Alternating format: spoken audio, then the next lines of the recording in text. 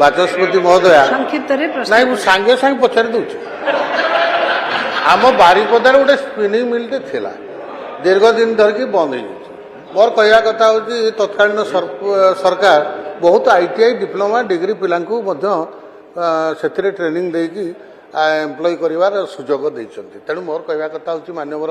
ମନ୍ତ୍ରୀକୁ ଆମର ନୂଆକରି ଗୋଟେ ସ୍ପିନିଂ ମିଲ୍ ବାରିପଦାର ହଉ, ସେ ITI ଡିପ୍ଲୋମା ପିଲାମାନଙ୍କୁ ନିଯୁକ୍ତି ମିଳୁ, ଏଇଟା ହିଁ ଆପଣଙ୍କ ମାଧ୍ୟମରେ ମନ୍ତ୍ରୀ